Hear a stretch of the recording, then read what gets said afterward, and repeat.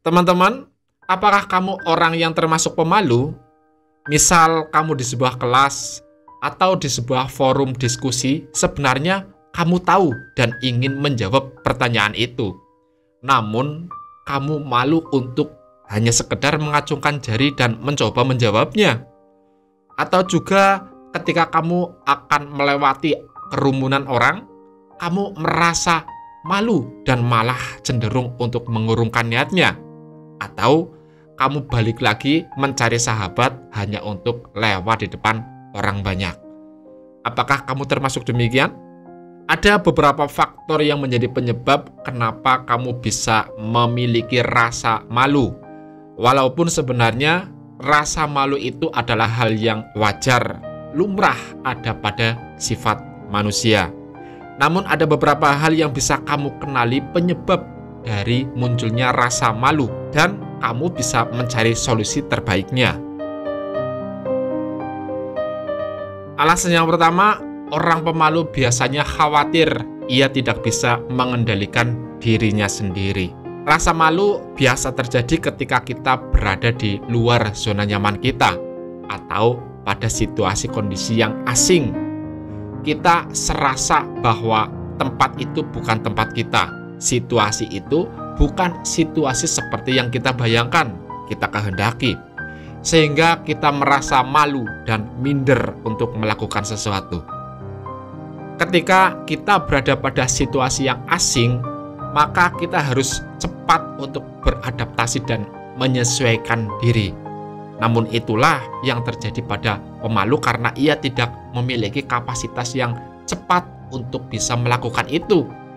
Sehingga ia lebih memilih untuk menjauhi diri dari hal tersebut. Ia cenderung menghindari hal-hal yang di luar zona nyamannya. Orang pemalu juga biasanya kurang percaya diri. Mereka takut terluka jika terlalu terbuka kepada orang lain. Mungkin mereka pernah mengalami trauma psikologis seperti mengalami penolakan, penganiayaan, ditinggalkan, dan diacuhkan oleh orang-orang di sekitarnya. Dan malu adalah sebuah alat untuk mengantisipasi hal itu agar tidak terjadi kembali. Makanya mereka cenderung menghindari cerita-cerita pribadi dan lebih memilih untuk bercerita mengenai hal lainnya. Namun ketika sudah masuk ke pembicaraan pribadi, biasanya orang pemalu lebih menghindari pembicaraan tersebut dan malah cenderung untuk mengalihkan pembicaraan ke arah yang lain. Atau pilihan yang lebih tragisnya, biasanya orang pemalu cenderung kabur ketika pembicaraan sudah masuk ke ranah pribadi. Ada juga orang pemalu yang ia takut dinilai buruk oleh orang lain. Makanya ia selalu menonjolkan kelebihan-kelebihannya. Ia sangat berhati-hati dalam bertindak tanduk, dalam bertingkah laku, dan dalam hal berbicara. Karena ia mengantisipasi jangan sampai ia menunjukkan celah bagi orang lain. Dan hal ini seringkali membatasi dia dalam pergaulan yang membuat ia seakan-akan merasa tidak nyaman dengan apa yang ia lakukan.